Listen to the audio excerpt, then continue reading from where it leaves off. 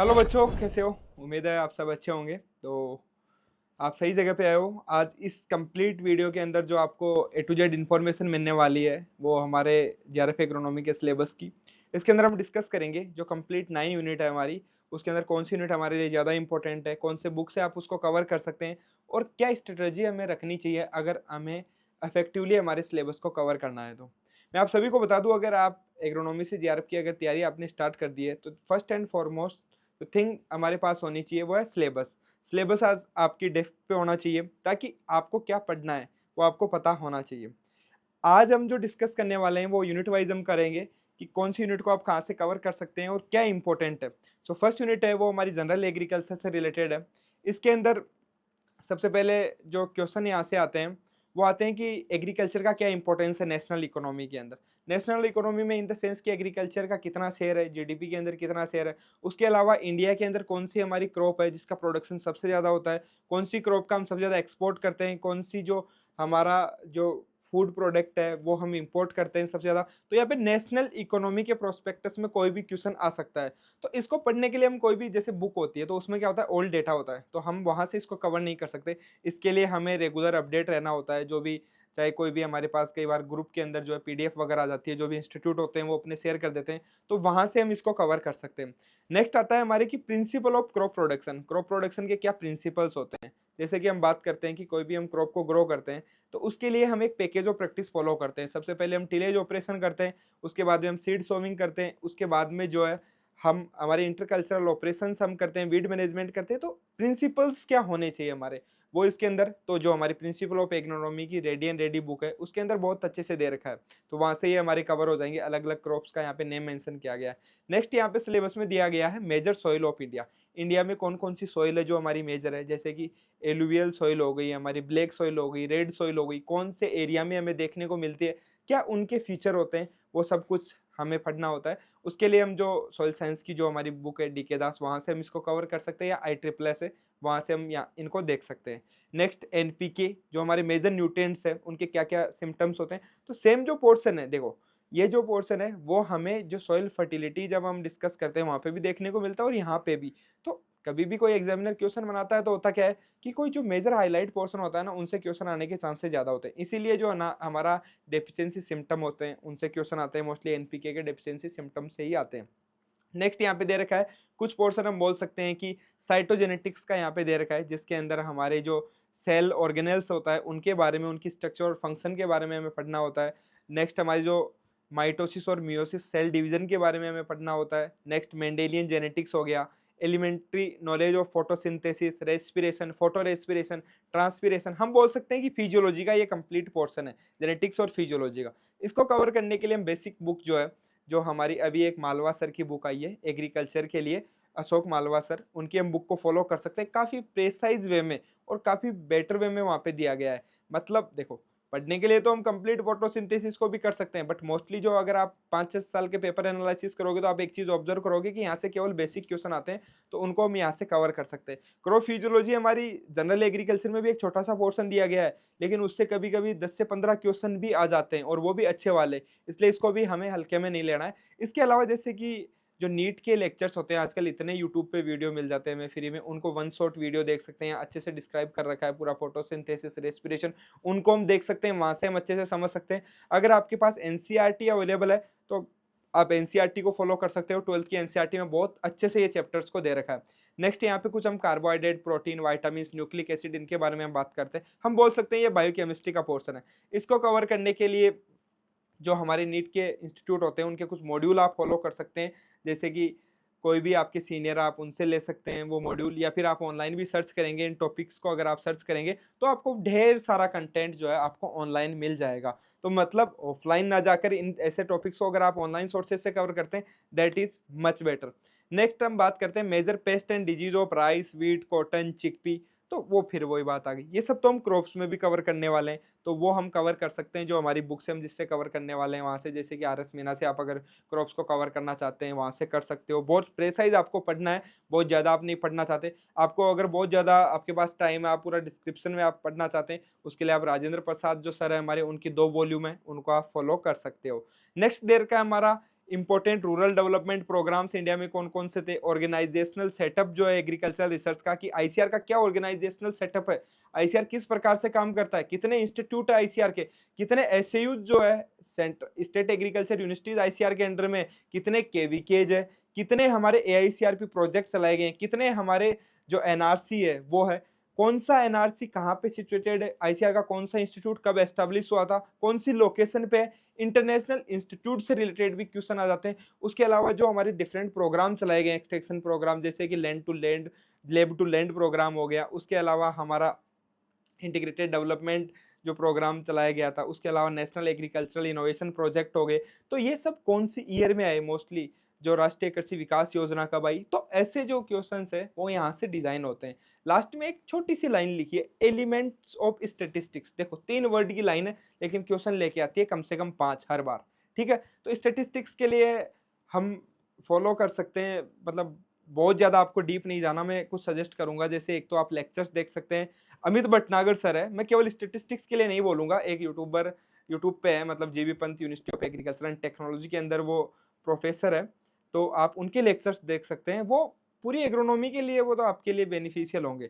सो statistics के खास मैं इसलिए बोल रहा हूँ कि स्टेटिस्टिक्स के उन्होंने बहुत शानदार लेक्चर्स वहाँ पे अपलोड कर रखे हैं, वो आप फॉलो कर सकते हैं। उसके अलावा मैं तो ये बोलूँगा कि स्टेटिस्टिक्स के लिए जो एक हमारी बोल सकते हैं आर एस मीना बुक में बहुत कम दे रखा है, उसके अलावा हमारे पास कुछ नोट्स है, हमारे पास जो हमारे कोर्सेज में स्टूडेंट्स को देते हैं, वो भी हम जो टेलीग्राम चैनल है हमारा उस पर शेयर कर देंगे, क्योंकि वो बहुत प्रेसाइज है और बहुत अच्छे से बनाए गए हैं, क्योंकि ऐसा कंटेंट मिलता नहीं है एक जगह, उसके लिए हमें अलग से हम स्टेटिस्टिक्स की बुक को पढ़ते हैं, तो वो हमारे लिए बहुत ज़्यादा टाइम कंज्यूमिंग है, और उसके अंदर हमारे लिए समझना भी थोड़ा टिपिकल होता है, और बहुत ज़्यादा एडवांस में हमें क्यों पढ़ना है, हमें कोई स्टेटिस्टिक्स से तो जेआरएफ की एग्जामिनेशन देनी नहीं, हमें तो एग्रोनॉमी से देनी है, तो वो हम वहाँ से कवर कर सकते हैं।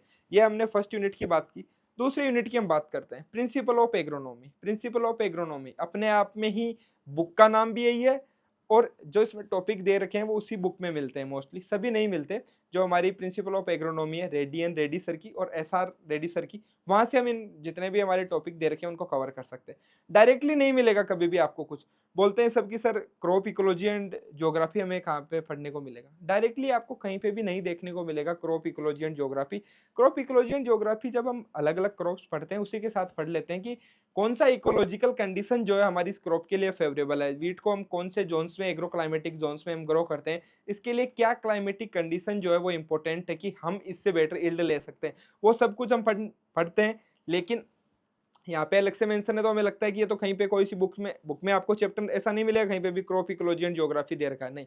ज्योग्राफी का मतलब होता है कि ज्योग्राफिकल डिस्ट्रीब्यूशन, वो क्रॉप जो है कौन कौन से एरिया में डिस्ट्रीब्यूटेड है, वो सब हम पढ़ते हैं। अगर हम वर्ल्ड की बात करें तो देश में ट्रॉपिकल रीजन में हो रही है, टेम्परेट रीजन में, वो कहाँ पे हो रही है वो हम देख सकते हैं। या इंडिया की हम बात करते हैं तो इंडिया में कौन से रीजन में, नॉर्थ वेस्ट में उसको ग्रो किया जा रहा है, ज़्यादा साउथ में ग्रो किया जा रहा है, या फिर हम ईस्टर्न प्लेन्स में उसको ग्रो कर रहे हैं, वही उसका ज्योग्राफिकल डिस्ट्रीब्यूशन होता है। Next agricultural metrology, very very important. केवल यहाँ पे एग्रीकल्चरल मेट्रोलॉजी 2 वर्ड यहाँ पे लिखे हैं, लेकिन यहाँ से क्वेश्चन आते हैं एग्जाम में 5 से 6 मिनिमम बता रहा हूँ, कभी कभी ज्यादा भी आ जाते हैं। एग्रीकल्चरल मेट्रोलॉजी के लिए हम फॉलो कर सकते हैं जो हमारी रेड्डी एंड रेड्डी और एसआर रेड्डी सर की बुक है, बहुत दे रखा है, 200-300 पेजों में दे रखा है, बट आप उसको कंप्लीटली मतलब थोड़ा सा उस तरीके से पढ़िए कि आपके लिए क्या इंपॉर्टेंट है। अगर हम पीवाईक्यूज को एनालिसिस करेंगे तो उसमें हम पाएंगे कि बहुत लिमिटेड जो क्वेश्चन है वो रिपीट होते हैं, जो टॉप मोस्ट चीज़ है हमारी वो रिपीट होती है। उसके अलावा इसके लिए भी आप कुछ लेक्चर्स देख सकते हैं, जैसे ऑनलाइन बहुत मिल जाते हैं, क्योंकि ये जो पोर्शन है हमारा वो ज्योग्राफी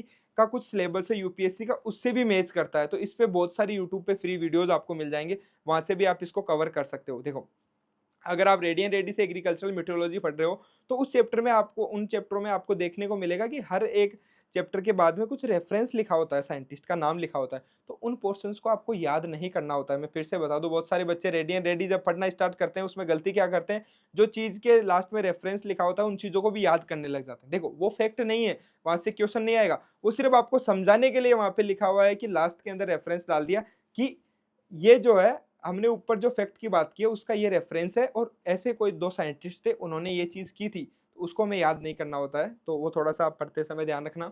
उसके अलावा एग्रोनॉमी की क्या मीनिंग है, क्या स्कोप है, ये सब बेसिक जो चीज़ है वो आप जब रेडी रेडी बुक पढ़ेंगे तो उसके अंदर कंप्लीटली आपको देखने को मिल जाएगी। Agro climatic zones of India, हर साल कोई सी भी एग्जाम हो एग्रोनॉमी की, चाहे जेआरएफ हो चाहे एसआरएफ हो, 1 या 2 क्वेश्चन, सबसे बेसिक क्वेश्चन तो यही पूछ लेते हैं कई बार कि एग्रो क्लाइमेटिक जोन्स इंडिया में जो हमारी प्लानिंग कमीशन है उसने कितने पार्ट में डिवाइड किया है। उसके अलावा जो हमारा नार्प जो प्रोजेक्ट था आईसीआर का, उसने कितने एग्रो क्लाइमेटिक जोन्स में डिवाइड किया है। एग्रो इकोलॉजिकल जोन्स को एनबीएसएस एलयूपी ने कितने में डिवाइड किया है। बहुत बेसिक क्वेश्चन यहाँ से आते हैं। कौन सा हमारा एग्रो क्लाइमेटिक जोन सबसे बड़ा है, कौन से को हम ऑयल सीड जोन बोलते हैं, कौन से को हम वेस्टर्न ड्राई जोन बोलते हैं। तो वो सब आप जो है कवर कर सकते हैं। आरएस मीणा में भी दे रखा है, छोटा सा दे रखा है, अच्छा दे रखा है। उसके अलावा अच्छे से आपको पढ़ना है। अरुण कात्यायन की बुक में भी एग्रो क्लाइमेटिक जोन्स को अच्छे से डिस्क्राइब कर रखा है। टीलेज की हम बात करते हैं, टीलेज को आप कवर कर सकते हो आराम से रेडी एंड रेडी बुक से। उसके अलावा थोड़ा मीना में भी दे रखा है और ऐसा रेडी में भी दे रखा है टीलेज को अच्छे से, वहां से आराम से कवर हो जाएगा। बट आजकल टीलेज से, कन्वेंशनल टीलेज से क्वेश्चन नहीं आते हैं। वो क्वेश्चन नहीं आते हैं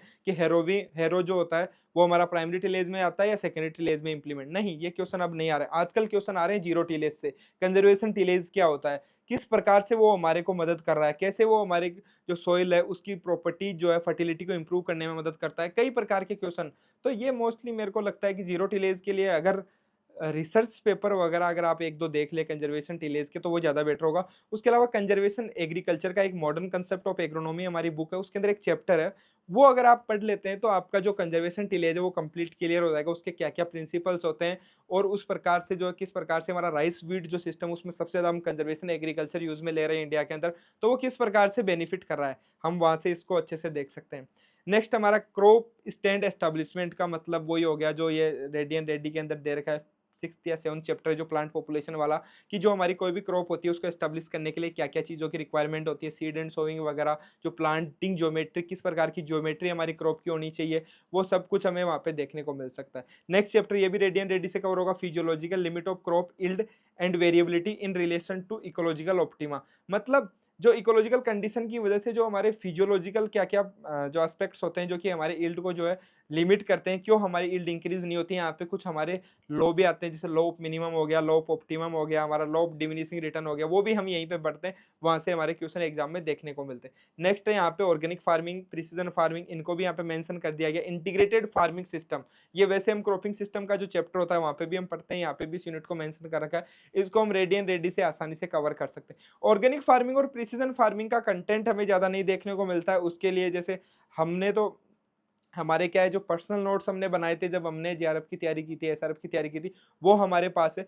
उसके अलावा आपको डिफरेंट सोर्सेज से कलेक्ट करने होंगे। मोस्टली तो प्रिसीजन फार्मिंग के लिए कोई भी बुक है उनमें भी मतलब एग्जाम ओरिएंटेड नहीं दे रखा है, तो उसके लिए आपको बहुत एक्सट्रैक्ट करना होगा, मतलब बहुत ज़्यादा ढूंढ के, और फिर आप इसको पढ़ सकते हैं। एक जगह आपको कहीं पे भी नहीं मिलेगा ये प्रिसीजन फार्मिंग और ऑर्गेनिक फार्मिंग का कंटेंट। इंटीग्रेटेड फार्मिंग सिस्टम आपको मिल जाएगा। नेक्स्ट हमारा प्रिंसिपल ऑफ फील्ड एक्सपेरिमेंट, ये देखो फिर से स्टेटिस्टिक्स का ये पोर्शन आ गया यहाँ पे। फिर आता है principle of crop ecology and crop adaptation, climate shift and ecological implication. ये सब चीजें जो घुमा फिरा के ये बात हो रही है ना, इतने टर्म दे रखे हैं, वो सब क्लाइमेट चेंज, उससे रिलेटेड हम आज के टाइम पे कैसे क्रॉप्स को ग्रो कर सकते हैं उसी से रिलेटेड है। नेक्स्ट देखो हमारा ग्रीन हाउस गैस इफेक्ट आ गया, यहाँ पे क्लाइमेट फैक्टर्स आ गए, ग्लोबल वार्मिंग से क्वेश्चन आता है हर बार, ग्रीन हाउस गैस और ग्लोबल वार्मिंग, यहाँ से क्वेश्चन हर एग्जाम में फिक्स है। देखो नेक्स्ट हम बात करेंगे यहाँ पे वेदर एंड क्लाइमेट, वही बात आ गई, ये एग्रोमेट्रोलॉजी का पोर्शन आ गया। फिर से earth atmosphere, solar radiation, atmospheric temperature हो गया, and global warming, crop and atmospheric humidity, weather forecasting, ये भी हमारा एग्रोमेट्रोलॉजी का ही पोर्शन है, जो कि हम जब एग्रोमेट्रोलॉजी कवर करते हैं तो उसके अंदर ये कंप्लीट देख लेते हैं। अब देखो होता क्या है, हम पढ़ते हैं बुक के अकॉर्डिंग, हम कभी सिलेबस के अकॉर्डिंग नहीं पढ़ते। अब बुक के अकॉर्डिंग अगर आप पढ़ते हो ना तो आप फोकस नहीं कर पाओगे, सिलेबस के अकॉर्डिंग पढ़ो। जैसे आपने देखा अर्थ एटमॉस्फेयर, अच्छे से पढ़ो, क्वेश्चन आएगा, मतलब कन्फर्म। एग्जामिनर पेपर बना रहा है, उसके सामने सिलेबस है, उसने अर्थ एटमॉस्फेयर देखा, उसके दिमाग में वही आएगा जो उसने अपने तैयारी के टाइम पे अच्छे से इंपॉर्टेंट, आज मेरे लिए जो आज इंपॉर्टेंट है 5 साल बाद में मैं उसी को इंपॉर्टेंट मानूंगा। अपडेटेड रहते हैं तो हम कुछ चीजें हमारे लिए और इंपॉर्टेंट बन जाती है, वो अलग बात है, बट इंपॉर्टेंट सबके लिए इंपॉर्टेंट ही रहती है। इसीलिए तो होता क्या है कि जो बेसिक बुक है जो आज से 5 साल पहले रिकमेंड करते थे जेआरएफ एग्रोनॉमी के लिए, आज भी हम वही रिकमेंड कर रहे हैं, 5 साल बाद में भी हम वही रिकमेंड करेंगे, क्योंकि क्वेश्चन वहीं से आ रहे हैं। एग्जामिनर भी तो वहीं से क्वेश्चन बनाएगा, क्यों? क्योंकि उसने भी अपनी तैयारी के दौरान जो है वही बुक्स जो है वो प्रेफर की थी। ओके, नेक्स्ट हम बात करते हैं फील्ड क्रॉप्स की। देखो एग्रोनॉमी का मतलब जब जेआरएफ में एंट्री नहीं करते ना इस मैदान में, तो ये समझते हैं कि एग्रोनॉमी के अंदर हमें केवल क्रॉप्स को पढ़ना है, नहीं, क्रॉप से तो बहुत कम क्वेश्चन आते हैं आजकल। रिसेंटली अभी 2023 के पेपर में क्या हुआ, बहुत सारी वेराइटीज पूछ ली। अब पूछ ली मतलब वो एग्जामिनर की इच्छा थी। ऐसा होता नहीं है जनरली कि लास्ट 5 साल का पेपर आप एनालिसिस करोगे तो वेराइटीज के क्वेश्चन 1 या 2 आते हैं। उस पेपर के अंदर 7-8 क्वेश्चन जो है वेराइटीज के आगे अच्छे खासे आ गए। ऐसी वेराइटीज पूछ ली जो मतलब जनरली हम रिकमेंड नहीं करते हैं, इवन हम भी हमारे कोर्सेज में नहीं बताते हैं और ज्यादा इंपॉर्टेंट भी नहीं है।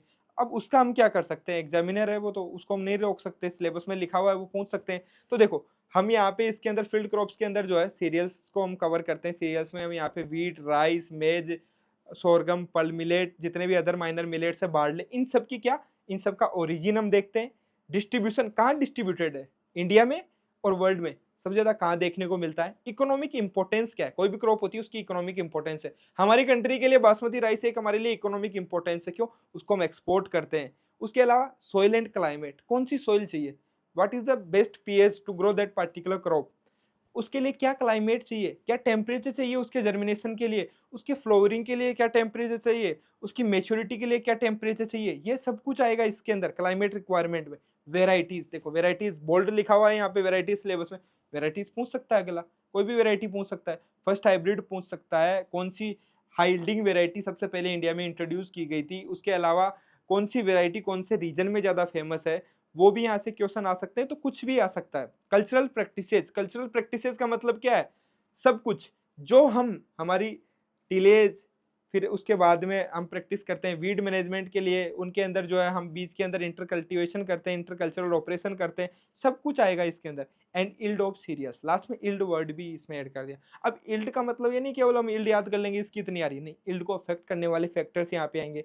अब देखो यहाँ पे डिजीज और पेस्ट मेंशन नहीं किया गया है, बट पहले मेंशन किया गया था। तो मोस्टली जो इंसेक्ट डिजीज और पेस्ट से क्वेश्चन आते हैं हमारे, वही क्रॉप से आते हैं जो पहले मेंशन किया गया था, जैसे कि कॉटन हो गया, राइस हो गया, शुगर केन हो गया, वीट हो गया, जो मोस्ट इंपॉर्टेंट है हमारे। यहाँ से भी आ सकता है क्योंकि एग्जामिनर है, पेपर बना रहा है, उसको अच्छा लगा, पल मिलेट से भी क्वेश्चन उठा दिया डिजीज से।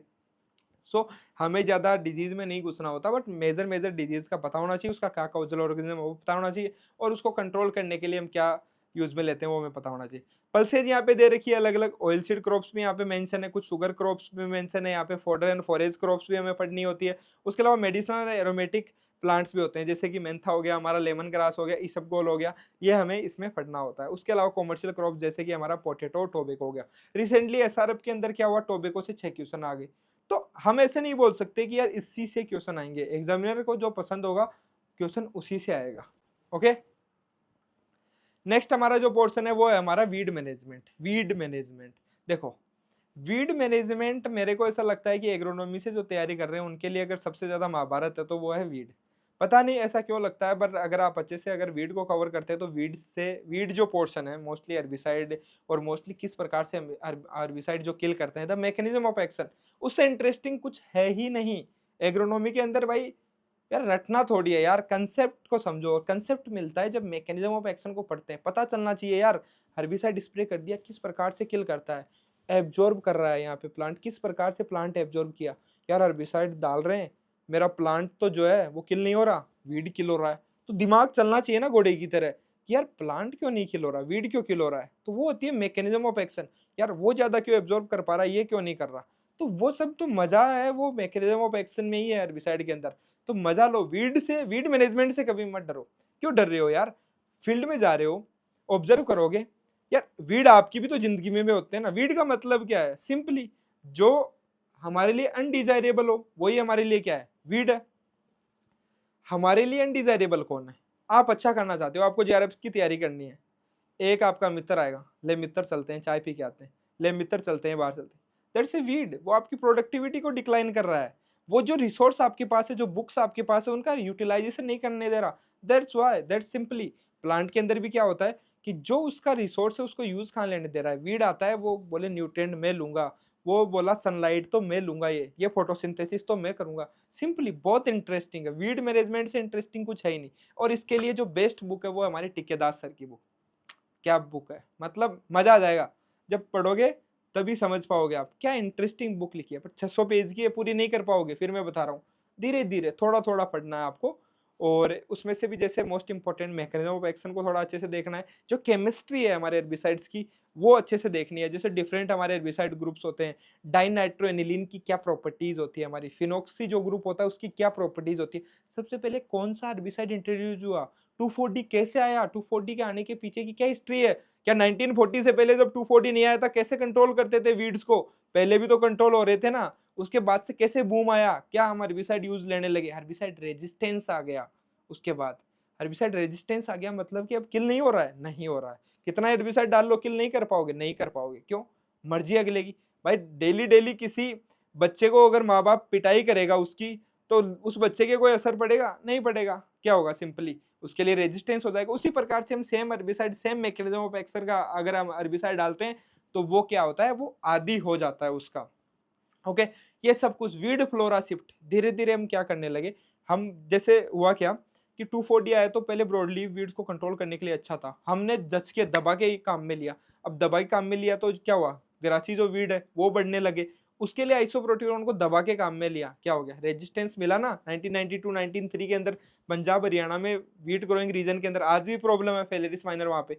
एक तो ऊपर से वो पहचान में नहीं आता है, पूरा गेहूं के साथ, मतलब पूरा एकदम दिखने के अंदर एकदम गेहूं के जैसा, इसीलिए तो गेहूं का मामा बोलते हैं उसको, क्योंकि मामा भांजा होता है ना कभी कभी की वो पहचान नहीं आती, उसी प्रकार से इसको गेहूं का मामा बोलते हैं। तो मेरा कहने का जो कंप्लीट मतलब है, वीड मैनेजमेंट जो है आप ठेकेदार से कवर कर सकते हो, बहुत इंटरेस्टिंग है। Classification, formulation, selectivity and resistance of herbicide, सब कुछ, परसिस्टेंस, हर एक चीज, एक पॉइंट लिखा है लेकिन उसके पॉइंट के पीछे बहुत लंबी कहानी है। Weed flora shift, application method, कैसे आप अप्लाई करोगे हर्बिसाइड को, क्या इक्विपमेंट आपको चाहिए, कौन सा नोजल हमें लेना है, फ्लड जो हमारा फ्लड जेट नोजल जो है वो कहाँ पे लेना है, उसके अलावा दूसरे नोजल जो है वो हम कहाँ पे यूज में लेंगे। Special and problematic weed, parthenium के बारे में पढ़िए, लेंटाना कैमरा के बारे में पढ़ना होगा हमें, साइप्रस रोटेंडस के बारे में अच्छे से पढ़ना होगा, there management in cropped and non cropped situation. आज हमारे लिए पार्थेनियम इतनी बड़ी सिचुएशन हो गई है इंडिया के अंदर, जिसको कांग्रेस ग्रास भी बोला जाता है। इंडिया के अंदर हमारा जो फूड ग्रेन हमने जब इंपोर्ट किया था उसके साथ वो इंपोर्ट हो गया था, बट उसके बाद में क्या हुआ, लगातार कितना बुरी तरीके से वो फैल रहा है। यहाँ से क्वेश्चन आएगा, एलर्जी कर देता है, डर्मेटाइटिस कोज करता है हमारा पार्थेनियम, उनका मैनेजमेंट करना बहुत जरूरी है। लास्ट में और भी कुछ लिखा हुआ था यहाँ पे वीड करके, आई थिंक दिखाई नहीं दे रहा है, बट ये सब कुछ जो हमने बात की वो सब कुछ जो है वो इंपॉर्टेंट है हमारे वीड मैनेजमेंट के लिए। नेक्स्ट यूनिट, वाटर मैनेजमेंट, जल है तो जीवन है, बिल्कुल ये सच है। और एग्रीकल्चर के अंदर आपको पता होगा जितना हमारा टोटल वाटर रिसोर्स है 90% जो हम एग्रीकल्चर के अंदर यूज रहे हैं, इंडस्ट्री में कुछ नहीं यूज में ले रहे यार। आप जो सर्दियों में नहाते नहीं हो ना, और आपको लगता है कि मैं अपने देश के लिए पानी बचा रहा हूँ, कुछ नहीं बचा पा रहे हो आप।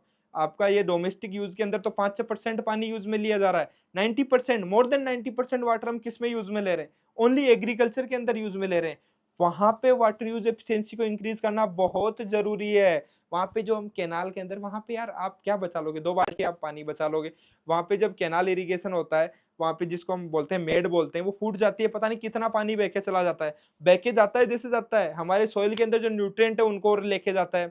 ठीक है, तो हम बात क्या कर रहे हैं, हमें वाटर यूज एफिशिएंसी को इंक्रीज करना है, वो सब कुछ है water management. It's all about management, कैसे मैनेज करना है, सब कुछ उसी के बारे में। क्या प्रिंसिपल्स होते हैं इरिगेशन के, क्यों इरिगेशन की रिक्वायरमेंट है, कितना रेनफेड एरिया है, वाटर के रिसोर्स क्या है हमारे पास, कहाँ से आ रहा है वाटर, कैनाल से आ रहा है या फिर ग्राउंड वाटर को हम यूज में ले रहे हैं, तो कैनाल कौन से रिवर से आ रही है, उस रिवर पे कौन सा डैम बना हुआ है, यही तो क्वेश्चन आएंगे, सोच के देखो, यही क्वेश्चन आते हैं एग्जाम के अंदर। इरिगेशन डेवलपमेंट कैसे हुआ इंडिया में, इंडिपेंडेंस से पहले क्या स्थिति थी, कितने डैम थे, उसके बाद में जब हमारा इंडिपेंडेंस हो गया इंडिया, उसके बाद में जो है किस प्रकार से डेवलपमेंट हुआ, अभी कौन कौन सी स्कीम चल रही है इरिगेशन के लिए, मोर क्रॉप पर ड्रॉप, प्रधानमंत्री कृषि सिंचाई योजना, उसका क्या होता है, वहां से क्वेश्चन आएंगे।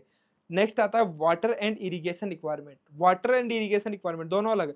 कितने वाटर की रिक्वायरमेंट है, क्रॉप को कितने वाटर की रिक्वायरमेंट है, इरिगेशन रिक्वायरमेंट हम कैसे कैलकुलेट करेंगे, न्यूमेरिकल आते हैं।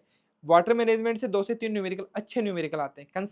Concept and approach of irrigation scheduling, कब इरिगेशन करना है कब नहीं करना है, कैसे पता लगेगा हमें कब इरिगेशन करना है, अलग अलग मेथड है वो हमें पढ़ना होता है यहाँ पे। मेथड ऑफ इरिगेशन, कैसे देना है इरिगेशन, कौन से चेक बेसिन मेथड से देना है, या आपको स्प्रिंकल से देना है, या फिर आपको ड्रिप इरिगेशन से देना है, ये आप डिसाइड करोगे। ये इंपॉर्टेंट है। मेजरमेंट ऑफ इरिगेशन वाटर, कैसे मेजर करेंगे हम इरिगेशन वाटर को, उसके लिए डिफरेंट मेथड होते हैं। स्टैंडिंग वाटर को कैसे मेजर करेंगे, जो वाटर मूव करता है उसको कैसे मेजर करेंगे। Next, application distribution and use efficiency. Efficiency, conveyance efficiency इसमें कैलकुलेट करते हैं। आपने 100 लीटर पानी अपने सोर्स से यहाँ पे छोड़ा, फील्ड तक कितना पहुंचा, कितना एप्लीकेशन उसका हो पाया, कितना क्रॉप उसका यूज ले पाई, crop water use efficiency, field water use efficiency, numerical यहाँ से आते हैं, वेरी वेरी इंपॉर्टेंट। नेक्स्ट हम बात करते हैं कंजक्टिव यूज ऑफ वाटर, किस प्रकार से हम इफेक्टिवली वाटर को यूज ले सकते हैं। जिसकी क्वालिटी खराब है उसको हम कैसे गुड क्वालिटी के वाटर के साथ मिक्स करके हम यूज में ले सकते हैं। नेक्स्ट, इरिगेशन वाटर की क्वालिटी के बारे में हमें पढ़ना होता है। क्या बोरोन कंटेंट तो ज्यादा नहीं है, क्या सेलाइन वाटर तो नहीं है, सेलाइन वाटर है तो उसको कैसे मैनेज करना है, किस प्रकार से फील्ड में अप्लाई करना है, कौन सी सॉइल में कर सकते हैं, कौन सी सॉइल में नहीं कर सकते, कौन सी क्रॉप में करना है, कौन सी क्रॉप में नहीं करना है, कौन सी हमारी क्रॉप जो है वो सेंसिटिव है, कौन सी क्रॉप हमारी रेजिस्टेंट है, सब कुछ हमें पढ़ना होता है। पढ़ेंगे तभी तो आगे अप्लाई कर पाएंगे। कल को आप ही रिसर्चर बनोगे। जीआरएफ लगाने से कुछ नहीं होता, ये सोच के देखो ना, ये नॉलेज आपके लाइफ टाइम यूज में आने वाला है अगर आप अच्छे से तैयारी करोगे तो।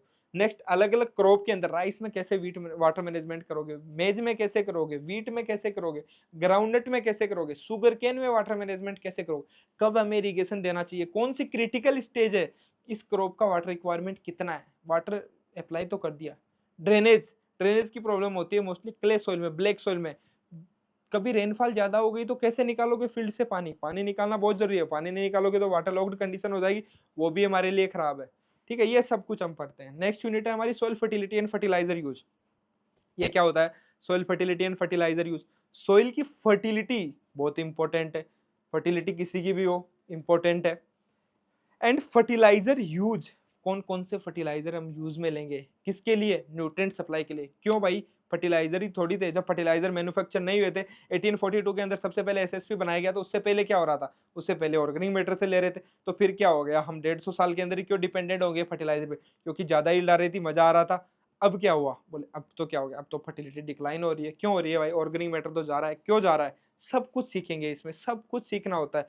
क्यों हमारी फर्टिलिटी डिक्लाइन हो रही है, कौन कौन से एसेंशियल प्लांट न्यूट्रिएंट है, किसने दिए थे, आर्नन एंड स्टाउट ने दिए थे। उसके बाद में किसने जो है हमारा लास्ट जो एसेंशियल न्यूट्रिएंट कौन सा ऐड हुआ, निकल ऐड हुआ, कब हुआ, 1985। किसने ऐड किया, जो साइंटिस्ट थे हमारे, उनके बारे में हम जानेंगे।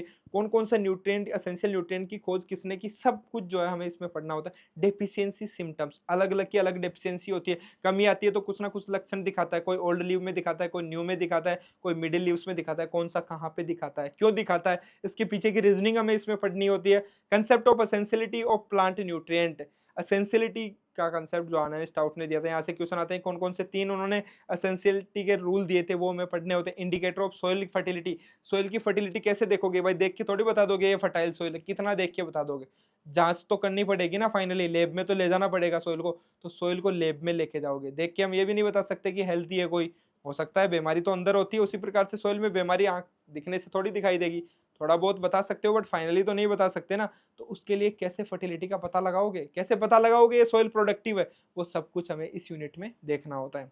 फर्टिलाइजर मटेरियल, कौन कौन से फर्टिलाइजर मटेरियल है, नाइट्रोजन में कैसे अप्लाई कर सकता हूँ, फॉस्फोरस कैसे अप्लाई कर सकता हूँ, उनकी अवेलेबिलिटी कैसे होगी, किस फॉर्म में वो अवेलेबल होते हैं, किस फॉर्म में वो मोबाइल होते हैं, वो सब कुछ हमें डिस्कस करना होता है। स्लो रिलीज फर्टिलाइजर, नए फर्टिलाइजर जो आ रहे हैं हमारे, स्लो रिलीज यानी धीरे धीरे जो न्यूट्रिएंट को रिलीज करते हैं ताकि नुकसान ना हो।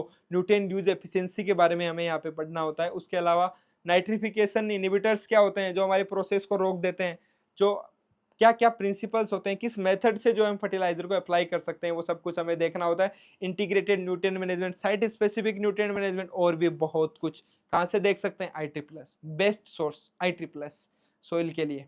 ओके, उसके अलावा जो हमारी बहुत कम में पढ़ना है, सॉइल ट्रेटाइज को फॉलो कर लो, और भी कम में पढ़ना है डीके दास से आप देख सकते हो, बट सबसे रेडी एंड रेडी में मिल जाएगा आपको सब कुछ, but IISS best source soil fertility and fertilizer use के लिए। ओके, उसके अंदर बहुत अच्छे से दे रखा है, वहां से आपकी सारी चीजें क्लियर हो जाएगी, जितना भी हो आप वहां से देख सकते हो। बट आपको कम में पढ़ना है, सॉइल ट्रेटाइज को भी आप फॉलो कर सकते हो, बट उसके पीछे के जो बेसिक्स है वो आपके क्लियर होने चाहिए मतलब। नेक्स्ट यूनिट है हमारी, वो है dry land agronomy. Dry land, सूखी, कौन सी एग्रोनॉमी, सूखी एग्रोनॉमी। ये क्या है, सूखी मतलब एग्रोनॉमी यही हालत है। इंडिया में अगर हम बात करते हैं तो मोर देन जो हम बोल सकते हैं कि 60% जो हमारा जो एरिया है अभी कम हो गया, इरिगेशन धीरे-धीरे बढ़ रहा है। लेकिन 60% बोल सकते हैं फिर भी ड्राईलैंड एग्रोनॉमी या रेनफेड। ड्राईलैंड में क्या फ़र्क होता है, ड्राई एग्रोनॉमी में क्या फ़र्क होता है, ड्राईलैंड में, रेनफेड में, वो सब कुछ हमें देखना होता है। अलग प्रकार की ये ड्राईलैंड फार्मिंग होती है उनकी। उसके बाद में हम इसके अंदर देखते हैं कि क्या कांस्टेंट होते हैं हमें सबसे ज़्यादा ड्राईलैंड फार्मिंग के अंदर, क्यों हम यहाँ पे यील्ड नहीं ले पा रहे हैं। यहाँ की यील्ड जो है रेनफेड वो इरिगेटेड के कंपैरिजन में जो है लगभग जो है 2.5 टाइम्स कम है, क्यों है? ड्रॉथ क्या होता है? कब हमें ड्रॉथ देखने को मिलता है? कितने प्रकार का ड्रॉथ होता है? उसके अलावा किस प्रकार से अगर हमारी क्रॉप में ड्रॉथ आता है तो मैनेजमेंट कर सकते हैं। कंटीजेंसी क्रॉप प्लानिंग क्या होती है? किस प्रकार से कंटीजेंट क्रॉप हम ग्रो कर सकते हैं? मिड सीजन कैसे हम करेक्शन करें? अगर हमारे पास मान लीजिए कि अच्छा खासा चल रहा था, सब कुछ अच्छा चल रहा था, बट एकदम से ड्रॉथ आ गया, बारिश नहीं हो रही है, उसको कैसे हम मेंटेन करें कि जितनी यील्ड हो वो हम ले पाए हमारी क्रॉप से, वो सब कुछ हमें देखना पड़ता है यहाँ पे। वेदर एंड इट्स रिसाइक्लिंग, ये सब कुछ जो है इससे रिलेटेड। इसके अलावा इसमें एंटी ट्रांसपेरेंट्स हम पढ़ते हैं, कैसे हम जो हमारी ड्रॉथ से बच सकते हैं, एडाप्टेशन मैकेनिज्म हम देखते हैं, ड्रॉथ एस्केपिंग हम देखते हैं, ड्रॉथ रेजिस्टेंस के अलग अलग मेथड होते हैं, वो सब कुछ हम डिस्कस करते हैं। Water set management very important, water set management से एग्जाम में 2-3 क्वेश्चन आते हैं, इसकी स्कीम से रिलेटेड आ जाते हैं, या फिर इससे जो होते हैं टाइप ऑफ वाटर सेट जो है, कौन कौन सा माइक्रो, जो मिली वाटर सेट हमारा कौन सा होता है, सब मैक्रो कौन सा होता है, अलग अलग की जो अलग अलग एरिया के अकॉर्डिंग डिवाइड कर रखा है, वहां से हमें क्वेश्चन देखने को मिल सकते हैं। और भी बहुत कुछ, सब कुछ हम ड्राईलैंड एग्रोनॉमी के अंदर देखते हैं। इसको आप कवर कर सकते हो, principal of agronomy SR Reddy और रेड्डी एंड रेड्डी से कवर हो जाता है। उसके अलावा थोड़ा बहुत अगर आपको और अच्छे से देखना है तो एंग्रू टीएनयू के नोट्स है, वहाँ पे भी आप देख सकते हो। नेक्स्ट है हमारी प्रॉब्लम सॉइल्स। देखो प्रॉब्लम सॉइल, जहाँ पे प्रॉब्लम शब्द आ गया वहाँ पे एग्जामिनर को ज़्यादा प्यार हो जाता है। प्रॉब्लम सॉइल से हमेशा 4 से 5 क्वेश्चन आते हैं हमारे। वैसे तो ये पार्ट तो हमारा हम बोल सकते हैं कि सॉइल का ही है, और वहीं से ये कवर हो जाता है। हम बोल सकते हैं कि इसको या तो ISSS से कवर कर लो, अच्छे से समझना है, या फिर हम सॉइल ट्रेटाइज से भी कर सकते हैं। देखो प्रॉब्लम सॉइल में भी अलग-अलग है। हम केवल प्रॉब्लम सॉइल का नाम आते हैं हमारे दिमाग में आता है saline soil, alkaline soil, alkali soil और एसिडिक सॉइल। बट उसके अलावा वाटरलॉग्ड सॉइल हो गई हमारी, जो डिग्रेड सॉइल हो चुकी है, वो भी हमारी इसी के अंदर आती है, और भी कई प्रकार की जो सॉइल है वो हमें इसी में देखने को मिलती है। कहाँ-कहाँ डिस्ट्रीब्यूटेड है इंडिया में, ये देखो डिस्ट्रीब्यूशन से आ गया क्वेश्चन। क्वेश्चन पहला बन जाता है सैलाइन सॉइल सबसे ज़्यादा कहाँ होती है। उसके अलावा भी बहुत कुछ हमें इसके अंदर देखने को मिलता है। कैसे रिक्लेम कर सकते हैं, सबसे इम्पोर्टेंट चीज़, क्योंकि जो आज के टाइम पे हम सबसे ज़्यादा फेस कर रहे हैं वो प्रॉब्लम यही है कि जो हमारी प्रॉब्लमेटिक सॉइल है उनको हम किस प्रकार से करेक्ट करें, वो हमारे लिए एक बड़ी प्रॉब्लम है। तो यहाँ से क्वेश्चन बहुत आता है रिक्लेमेशन से। रिक्लेमेशन की भी केमिकल्स यूज लिए जाते हैं, उसके अलावा मैनेजमेंट प्रैक्टिसेस भी करते हैं, कल्चरल प्रैक्टिसेस भी करते हैं। वो कौन कौन सी करते हैं वो सब कुछ हम इसके अंदर डिस्कस करेंगे। Crop production technique in problem soil, क्या क्या क्रॉप प्रोडक्शन टेक्निक हम अडॉप्ट कर सकते हैं, कौन सी क्रॉप लगानी चाहिए अगर हमारी सॉइल सैलाइन है, अगर हमारी सॉइल वाटरलॉग्ड है तो कौन सी क्रॉप लगानी चाहिए, अगर हमारी सॉइल एल्कलाई है तो कौन सी क्रॉप लगानी चाहिए, एसिडिक कंडीशन में कौन सी क्रॉप लगानी चाहिए, क्या उसकी मैनेजमेंट प्रैक्टिस होनी चाहिए, कैसे हम उसको मैनेज कर सकते हैं, वो सब कुछ जो है वो हम इसके अंदर यूनिट में डिस्कस करते हैं, हमें वो पढ़ना होता है। ओके, प्रॉब्लम सॉइल आप कवर कर सकते हैं सॉइल ट्रेटाइज से, ISSS से, फिर से वही मैं रेफर करूंगा सोर्स। नेक्स्ट है हमारी last and final unit, that is sustainable land use system. सब लोग बच्चे ये बोलते हैं कि यार सर ये यूनिट तो कहीं पे ऐसे मिलती नहीं है, मेरे इससे इससे कहाँ पे पढ़े। तो देखो यार ये यूनिटी ऐसी है कि इसको आपको अलग अलग सोर्स से पढ़ना होता है। सबसे पहले सस्टेनेबल एग्रीकल्चर क्या होता है, बहुत सिंपल है। इसके पैरामीटर्स होते हैं, इसको जज करने के लिए इसके इंडिकेटर्स होते हैं, जो आपको रिसर्च पेपर वगैरह से, जैसे हमने हमारे कोर्स के अंदर तो रिसर्च पेपर वगैरह से जो है कवर करके वहाँ से देख के फिर हमने कवर कराया है। बट उसके अलावा जैसे हम बात कर सकते हैं, इसको आप भी ऑनलाइन सोर्सेज से आप देख सकते हो, अलग अलग पैरामीटर्स होते हैं सस्टेनेबिलिटी को चेक करने के। तो वो पैरामीटर्स और इंडिकेटर से क्वेश्चन आ सकता है, एग्जामिनर वहां से पूछ सकता है, बट बुक्स के अंदर ज्यादा मेंशन नहीं है। रेडी एंड रेडी में थोड़ा सस्टेनेबल एग्रीकल्चर करके एक चैप्टर दिया है, बट बहुत एफिशिएंटली वहाँ पे कुछ मेंशन नहीं है, मतलब ऐसा कि जिससे आपके क्वेश्चन सॉल्व हो पाए। आपको ये पता चलेगा कि सस्टेनेबल एग्रीकल्चर क्या होता है। नेक्स्ट कंजर्वेशन एग्रीकल्चर, मैंने बताया था जो चैप्टर हमारी मॉडर्न कंसेप्ट ऑफ एग्रोनॉमी है, वहां से आपका ये कवर हो जाएगा। Safe disposal of agro industrial waste. देखो सेफ डिस्पोजल मतलब जो भी हमारा एग्रो इंडस्ट्रियल वेस्ट है ना, वो रेजिड्यू भी हो सकता है, क्रॉप रेजिड्यू हो सकता है, मेनली हमारे लिए रेजिड्यू होता है। हम एग्रो इंडस्ट्रियल वेस्ट दिमाग में आते हैं हमारे, क्या आता है कि जो हम इंसेक्टिसाइड पेस्टिसाइड के लिए जो कंटेनर लेके आते हैं वो नहीं, हमारा रेजिड्यू, क्रॉप रेजिड्यू अपने आप में एग्रो इंडस्ट्रियल वेस्ट है। अगर हम शुगर केन से जूस एक्सट्रैक्ट कर रहे हैं, उसके बाद में उसका जो प्रेस मड है वो अपने आप में क्या है, एक रेजिड्यू है। उनका कैसे मैनेजमेंट करेंगे, वो किस काम में हम ले सकते हैं, तो वो सब कुछ हमें पढ़ना होता है यहाँ पे। एग्रो फॉरेस्ट्री सिस्टम, देखो एग्रो फॉरेस्ट्री का मतलब हो गया कि एग्रो के साथ फॉरेस्ट्री, फॉरेस्ट्री मतलब ट्री और एग्रो मतलब क्रॉप। तो जो क्रॉप और जो हमारे ट्री का कॉम्बिनेशन बना के हम अलग अलग प्रकार की फार्मिंग करते हैं, एलो क्रॉपिंग करते हैं, या अलग अलग सिस्टम्स बनाए गए, होमस्टेड फार्मिंग बनाई गई है, किचन गार्डनिंग कुछ लोग करते हैं, वहाँ पे कुछ ट्रीज भी लगा लेंगे, वहाँ पे कुछ क्रॉप्स भी लगा लेंगे। तो वो सब कुछ हमें डिस्कस करना होता है। शिफ्टिंग कल्टीवेशन, जैसे कि हम जो नॉर्थ ईस्टर्न हमारे स्टेट्स है, वहाँ पे क्या किया जाता है कि फॉरेस्ट को डिस्ट्रॉय करके उसके बाद में जो है वहाँ पे क्रॉप्स को हम ग्रो करते हैं। तो वो कितना पीरियड होना चाहिए, आजकल जो उन दोनों के बीच की जो साइकिल का गैप है वो डिक्रीज हो रहा है, उसकी वजह से क्या नुकसान हो रहा है, वो सब कुछ क्वेश्चन इससे रिलेटेड आ चुके हैं। जूम कल्टीवेशन क्या इसको ही बोलते हैं कि इसके अलग अलग नाम से इसको अलग अलग स्टेट में जाना जाता है, तो वो कौन सी स्टेट में किस नाम से जानते हैं, वो सब कुछ हमें इसमें देखने को मिलता है। हमें पढ़ना होता है, मतलब देखने को नहीं मिलता। अल्टरनेट लैंड यूज सिस्टम, मतलब आज अल्टरनेट लैंड यूज सिस्टम का मतलब है कि जैसे कुछ हमारी सोइल है वो हमारी क्या हो चुकी है, डिग्रेड हो चुकी है, उसको हम ग्रो नहीं कर सकते, नॉर्मल क्रॉप हम वहाँ ग्रो नहीं कर सकते। तो उसके लिए हमें क्या करना होगा, क्या अल्टरनेट वे हो सकता है कि हम उस क्रॉप को, उस सोइल को यूज में भी ले। तो उसके लिए जैसे वहाँ पे हम क्या क्रॉप लगानी चाहिए, कौन सी क्रॉप लगानी चाहिए, कौन सा ट्री हम वहाँ पे लगा सकते हैं, वो सब कुछ हमें देखना होता है। नेक्स्ट है हमारा wasteland and their remediation for crop protection. देखो, प्रॉब्लम सोइल अलग है, वेस्टलैंड अलग है। वेस्टलैंड मतलब जो बिल्कुल वेस्ट है, प्रॉब्लम सोइल मतलब वहाँ पे प्रॉब्लम उसको यूज में ले सकते हैं, जो वेस्ट है तो उसको कैसे यूज में ले सकते हैं, उसको केवल हमें कंस्ट्रक्शन के लिए यूज में नहीं लेना, हम हमारे लिए कैसे यूज में ले सकते हैं, उसका रिमीडिएशन करके, उसको इम्प्रूव करके, उसके लिए कौन सा बोर्ड है, वो बोर्ड कब बना था, वो कौन सी मिनिस्ट्री के अंडर में काम करता है। तो ये कुछ चीजें आपको बुक्स में नहीं मिलेगी, इसके लिए आपको मेहनत करनी पड़ेगी, आपको खुद से अपने नोट्स बनाने होंगे, ऑनलाइन सर्च करना पड़ेगा आपको। सर्च करेंगे तो आपको जो है अच्छा कंटेंट मिल जाएगा। कुछ टॉपिक्स का तो मैं बता दूं, यूपीएससी के भी कुछ फ्री नोट्स मिल जाएंगे, जैसे वेस्टलैंड एंड देयर रिमीडिएशन। तो वेस्टलैंड से रिलेटेड कौन कौन सा बोर्ड बना था, इससे रिलेटेड जो जानकारी है, कौन कौन से प्रोजेक्ट इसको ठीक करने के लिए आए हैं, वो आपको यूपीएससी जैसे कि अलग अलग इंस्टीट्यूट है यूपीएससी के लिए, उनके नोट्स भी मिल जाएंगे अगर आप गूगल करेंगे तो पीडीएफ फॉर्मेट में। वहां से आप अपना बना सकते हैं, कुछ की पीपीटी स्लाइड शेयर पे मिल जाती है, वहां से आप कंटेंट देख सकते हैं। तो कोई भी टॉपिक को आप देखिए, सर्च कीजिए, और उससे रिलेटेड जो पीवाईक्यूज आ रखे हैं उसके बेसिस पे जो आप थोड़ा बहुत पढ़ सकते हैं। तो ये जो है हमने कंप्लीट डिस्कशन किया सिलेबस का कि क्या क्या जो आपको पढ़ना है, कौन कौन सी बुक से पढ़ना है। ये तो बेसिक बुक हो गई। मैं रेडी एंड रेडी का नाम लिया मैंने यहाँ पे, ऐसा रेडी का लिया नाम। और इसके अलावा मालवा सर की बुक है जनरल एग्रीकल्चर के लिए, आप फॉलो कर सकते हो। केवल 3 बुक बताइए, एक टिकेदार सर की 4 बुक हो गई सर। और देखो बड़ा, पढ़ने के लिए तो बहुत कुछ है। एक होता है सिलेबस कवर करके चलो, एक होता है कि 15 बुक पढ़ लो, डिपेंड आप पे करता है।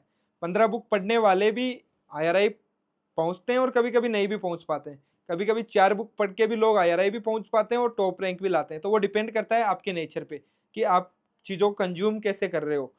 केवल 15 बुक पढ़ने से सिलेक्शन नहीं होता है, ठीक है। तो 4 ही हो गई, 5वीं अगर एक्स्ट्रा पढ़ना है, ये उन लोगों के लिए 4-5 बुक बताऊंगा मैं कि 5 बुक में आप जो है आईआरआई पहुंच सकते हो, इतनी मेरी गारंटी है। और अगर आप नहीं मानते हो तो जो आपके सामने जो अभी दिखाई दे रहा है, जो आपसे बातचीत कर रहा है, वो इन्हीं 5 बुक पढ़ के आईआरआई पहुंचा था। पहली चीज, अरुण कात्यायन की एग्रोनॉमी और सॉइल कवर कर लो। अरुण कात्यायन की उस टाइम पे, क्योंकि ये मालवा सर की बुक अवेलेबल नहीं थी, आज मैं बताऊंगा आपको। मालवा सर की जो है एग्रोनॉमी और सॉइल कवर कर लो, पहली चीज, ठीक है। दूसरी, principle of agronomy by Reddy and Reddy sir और एसआर रेड्डी सर, ये हो गई हमारी दूसरी और तीसरी बुक, ठीक है। चौथी बुक आरएस मीना सर की बुक, ठीक है, जो हमारी कम्पिटिटिव बुक है, वो हमारी हो गई 4th बुक। ये तो 4 बुक हो गई जो बेसिक है आपके लिए। और 5वीं बुक मैं बोल सकता हूँ कि न्यूमेरिकल सॉल्व करने के लिए जो भटनागर सर की बुक है, वो आप कवर कर सकते हो। छठी बुक की मैं बात करूंगा, वो है हमारी ऑब्जेक्टिव के लिए, इंसाइट इनटू एग्रोनॉमी करके हमारी बुक है, वो आप कवर कर सकते हो। तो ये मोटी मोटी 6 बुक है जो आप अगर पढ़ोगे तो आपका हो जाएगा। उसके अलावा भी जैसे आपको और डीप जाना है, मॉडर्न कंसेप्ट ऑफ एग्रोनॉमी उठा लीजिए, सब चैप्टर मत पढ़िए। प्रिसीजन एग्रीकल्चर का वहाँ से चैप्टर पढ़ लीजिए, कंजर्वेशन एग्रीकल्चर का आप देख सकते हैं, और कोई आपको यूनिट दिखती है सस्टेनेबल एग्रीकल्चर वगैरह की, तो वो आप वहाँ से कवर कर सकते हैं। एग्रोनॉमी टर्मिनोलॉजी उठाइए, इंडियन सोसाइटी ऑफ एग्रोनॉमी की ये दोनों बुक्स है। एग्रोनॉमी टर्मिनोलॉजी उठाइए, बहुत सारे सभी लोग मतलब रिकमेंड करते हैं मोस्टली, तो मैं ऐसा नहीं बोलूंगा कि मैं रिकमेंड नहीं कर रहा, बट कंप्लीट नहीं पढ़ना यार, बहुत कुछ दे रखा उसमें। अब ये देखिए, आप पढ़ेंगे तो खुद को पता लगेगा यार, ये टर्म है ना बहुत इंटरेस्टिंग लग रहा है, ये अच्छा है, उसको मार्क कर लीजिए आप, तो आप उसको वहां से कवर कर सकते हो, ठीक है। ये हो गई हमारी बुक। उसके अलावा तो आप जैसे ऑनलाइन मैंने सोर्सेज बताए, तो आप वहां से कवर कर सकते हो, ओके। उसके अलावा आप सभी को मालूम है कि जो हमारा 2025 का जो बेस था, वो ऑलरेडी उसमें कंप्लीट हो चुका है। हमारा जो भी सिलेबस था, ये यूनिट जैसे मैंने जो जो सोर्स बताए हैं हमने वहां से कवर करा है। उसके अलावा भी जैसे कि जो ऑनलाइन सोर्सेज भी हमने लिए हैं, जैसे कुछ टॉपिक्स के लिए हमने जो हमारे खुद के जो नोट्स हमने बनाए थे उस टाइम पे, वो उससे हमने कवर कराया बहुत कुछ। और अगर जो 2026 से अपनी जेआरएफ की तैयारी करना चाहता है, हमारे साथ मिलके अगर तैयारी करना चाहता है, टीम आईआरआई वाला के साथ वो अगर जुड़ के अपनी प्रिपरेशन को बूस्ट करना चाहता है, तो 26 के लिए जो है वो हमारा बैच ऑलरेडी स्टार्ट हो चुका है, होगा मतलब हो चुका नहीं है, बैच जल्दी स्टार्ट होगा। तो उसमें आप रजिस्ट्रेशन अभी से आप कर सकते हो। अगर आपको रजिस्ट्रेशन उसमें करना है तो ये जो नंबर आपको दिखाई दे रहे हैं 9953077737 पे आप हमें कॉल या मैसेज कर सकते हैं। आपको क्या क्या मिलने वाला है, देखो डेली लाइव क्लासेस मिलेगी, जब हमारा कोर्स स्टार्ट होगा ना तब मिलेगी वो। अब अगर आप अभी एनरोल करते हो तो आपकी वही सेम फीस, सेम चार्जेस आपके लगेंगे जो हम आपसे लेंगे जब हमारा ये जब जेआरएफ की एग्जाम हो जाएगी 2025, उसके बाद जब हमारी क्लासेस स्टार्ट होगी तो आपका सेम चार्ज लगेगा। तो बोले सर हम तभी कर लेंगे, लेकिन अभी क्यों? अभी आपको बेनिफिट है, अभी आपके पास 3 महीने और बचे हैं, अभी तक 2 महीने हम बोल सकते हैं, 2-3 महीने 25 के लिए। पहले तो फॉर्म लगाना है इस बार, जो भी थर्ड ईयर में है तो भी उन सभी को मैं सजेस्ट कर रहा हूँ, आप अपना फॉर्म ज़रूर फिल कीजिए अभी इसी बार, ताकि आप अपना देख सकें कि आप कितना पानी में हैं, ठीक है? इसमें अभी आपको मिल जाएँगे 200 प्लस रिकॉर्डेड लेक्चर्स, तो वो आप तब तक अगर आपने एक बार 200 भी नहीं देखे, आपने अगर 100 लेक्चर्स भी कवर कर लिए ना, तो मतलब क्या हो गए, आप अपने कंपटीटर से एक स्टेप आगे हो गए, क्योंकि वो तो जुड़ने वाले हैं हमारे साथ जुलाई में, आप जुड़ जाएँगे 2 महीने पहले। इसका मतलब क्या हुआ कि आप एक बार रिकॉर्डेड देख लेंगे, और रिकॉर्डेड देख के जब आप क्लास के अंदर, आप लाइव लेक्चर के अंदर आएँगे, तो आप एक्स्ट्रा नॉलेज लेके आएँगे, ठीक है? वो बेनिफिट मिलेगा आपको। उसके अलावा अभी रिवीजन क्लासेस भी हमारी चलने वाली है 2025, पीवाईक्यूज़ हम सोल्व कराने वाले हैं, वो आप अटेंड करोगे तो आपका नॉलेज कहीं न कहीं इंक्रीज़ ही होगा। उसके अलावा जो है इसमें कोर्स में तो हमारे जो भी जितने भी मॉक टेस्ट तो हम इतने दे रहे हैं, जितने हमने कमिट किए थे उससे भी ज़्यादा ही दे रहे हैं हम। हमने वीकली मंथली जो भी टेस्ट है वो हम इसमें अपलोड कर रहे हैं, जितना ज़्यादा हो सकता है। उसके अलावा टेलीग्राम जो हमारा ग्रुप है उसके अंदर भी हम जो फ्री है, फ्री में भी क्विज़ करा रहे हैं, डेली के डेली क्विज़ करा रहे हैं उसके अंदर। क्योंकि जितने ज़्यादा आप क्वेश्चन सॉल्व करोगे ना, उतना ही बेटर होता है हमारे इस एग्ज़ाम की, तो बात यही है। तो अगर आप एनरोल करना चाहते हैं, अभी जो फ़ीस है हमारी, वैसे जो कोर्स की फ़ीस होगी वो बाद में, इस बार जो है, पिछली बार जो है हमने 5000 ही रखी थी, लेकिन इस बार 7000 हमारी फ़ीस होने वाली है जेआरएफ के लिए, क्योंकि क्वालिटी कंटेंट हम प्रोवाइड करते हैं और हम हमारी क्वालिटी पे विश्वास करते हैं। सो अभी अगर आप एनरोल करते हैं तो ओनली आप 5000 रुपीज़ में आप एनरोल कर सकते हैं ओनली। उसके लिए मैं पहले बता चुका हूँ, दिए गए नंबर पे आप हमारे साथ कॉन्टैक्ट कीजिए। कंप्लीट जो भी डिटेल है, जो हमारे एप्लीकेशन की जो लिंक है, वो हम आपके साथ शेयर कर देंगे। ओके। उसके अलावा आप हमारा जो चैनल है वहाँ पे आप जाके हमारी जो टॉपर्स इंटरव्यू है वो आप देख सकते हैं। दीपिका कीचड़ जो कि अभी एमएससी कर रही है, यहाँ से आईआरआई से फर्स्ट ईयर में है वो भी। उसके अलावा मधुरिमा दास का जो है वो पॉडकास्ट ऑलरेडी हमारे चैनल पे है। उन्होंने कैसे तैयारी की, कंप्लीट डिस्कशन हमने उसमें किया, क्या-क्या सोर्सेज़ उनके थे, सब कुछ जो है वो हमने कवर किया। उसके अलावा जो सिलेबस है उसको हमने कंप्लीटली इस वीडियो में अच्छे से डिस्कस कर लिया। उम्मीद है आपको क्लैरिटी आई होगी सिलेबस के अंदर, क्या-क्या है और कैसे पढ़ना है और एग्ज़ामिनर कैसे सोचता है। सबसे मेन इम्पोर्टेंट चीज़, तैयारी कर रहे हो, अगले का दिमाग पढ़ लो आप। एक स्टेप आगे चलिए, कभी भी एग्ज़ामिनर हो तो एक वो बोलते हैं ना, अगर आप जैसे बहू होती है, बहू-सास की ज़्यादा लड़ाई होती है ना, तो उसमें क्या है कि बहू को जो है ना, उस सास की तरह सोचना चाहिए कि यार वो क्या सोच रही है अभी, ठीक है? तो थोड़ा ईज़ी होगा, मतलब लड़ाई उतनी नहीं होगी, मतलब सेटल हो सकती है चीज़ें, ठीक है? तो अगर आप अपने आप को उस पोजीशन में रख के आप सोचोगे ना, देन यू विल, मतलब आप अच्छा डिसीजन ले पाओगे, अच्छे से चीज़ें आपकी क्लियर होगी कि यार चीज़ें कैसे होती है। सोच के देखिए एक बार, ठीक है? क्या अगर आप वहाँ पे होते तो आप क्या करते? आप कैसे क्वेश्चन बनाते? तो ऑटोमेटिक चीज़ें क्लियर होगी, आपको पता चलेगा क्या इम्पोर्टेंट है, क्या इम्पोर्टेंट नहीं है। तो आप जो कुछ भी पढ़ते रहते हो, वो आप नहीं पढ़ोगे।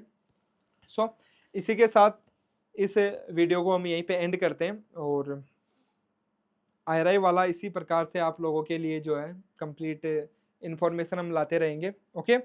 सो मिलते हैं जल्दी। उसके अलावा टेलीग्राम जो चैनल है वो आप ज्वाइन कर लीजिए। आई थिंक लिंक जो है, लिंक मिल जाएगी आपको डिस्क्रिप्शन बॉक्स में और कमेंट सेक्शन में लिंक मिल जाएगी, तो वहाँ से आप टेलीग्राम चैनल ज्वाइन कर सकते हैं और हमारे साथ जुड़ सकते हैं। और मैं अभी आपको इंट्रोड्यूस कराऊंगा हमारे, जो मैंने अभी बात की थी कोर्स में, तो सुधीर सर कब से इंतजार कर रहे हैं कि सर इतना बड़ा कोई सिलेबस डिस्कशन करता है क्या, बट सर ज़रूरी है, मतलब मैंने चीज़ों को उनके सामने रखी है कि आप जो है, ऑन कर लीजिए माइक। तो ये सोर्सेज है, वहाँ से आप कवर कर सकते हैं। और मैं पहले बता दूँ, फिर बता दूँ, एग्रोनॉमी वालों के लिए जो दिक्कत करता है ना, वो सबसे ज़्यादा है सॉइल।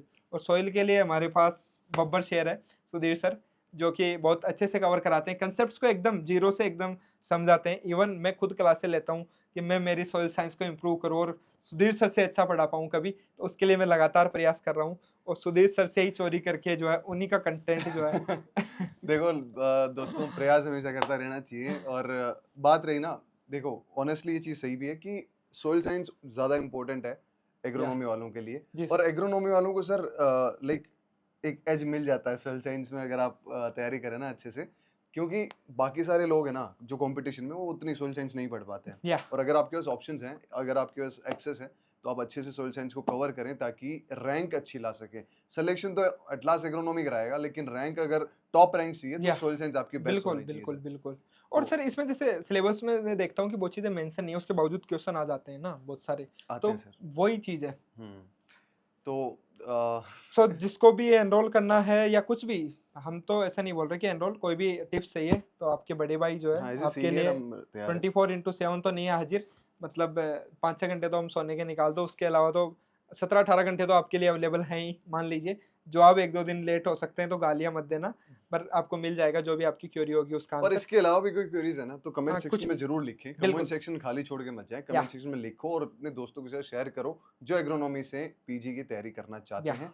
और इसी के साथ रोहिताज सर को आप ब्रेक दो, ताकि रोहिताज सर थोड़ा-सा ब्रेक ले लें। ओके, इसी के साथ thank you so much. Have thank a you so nice much day sir. And all the best. जय हिंद, जय भारत, जय जवान, जय किसान।